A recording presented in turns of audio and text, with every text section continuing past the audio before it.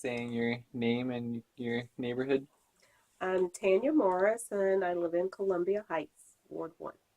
Great. I was living in Columbia Heights in the mid to late 90s, renting, of course, and so sort of realized around 2001, two people were moving in and renovating, and I thought, wow, if I want to stay in Columbia Heights, I better think about buying something.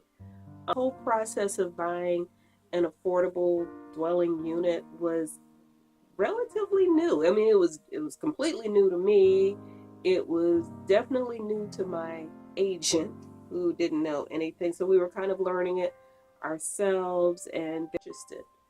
And then began to the process of finding out and understanding what all of these restrictions and covenants and all of this really meant, in the grand scheme of things, what it was going to mean to me as a homeowner long term, and it spelled out, a lot of problems.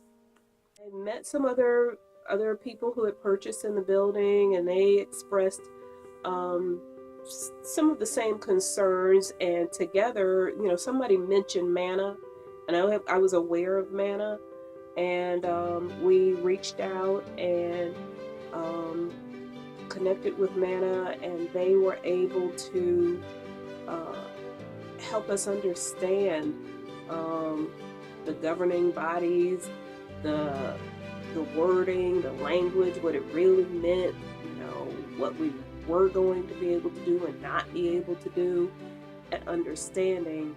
Then they told us, now comes the advocacy part. Hmm. To do something about my own personal situation, then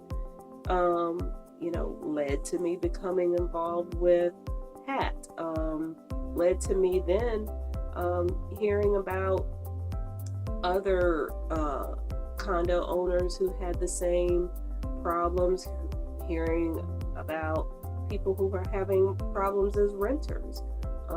It was about educating our representatives, helping them to understand how the rules that they were setting weren't just arbitrary. They were affecting real people.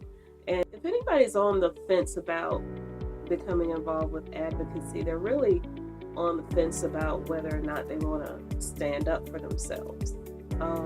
You've got to speak up for what you think is right. You've got to speak up for what you want for yourself. And, you've got to speak up for other people sometimes too, who just can't speak up for themselves. It's a great, great feeling to know that whether you win or lose, it's a great feeling to know that you've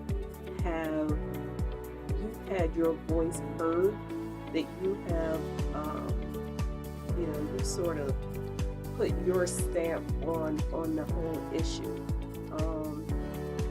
And you sleep better at night knowing if the ship sinks, it sank, you went down fighting.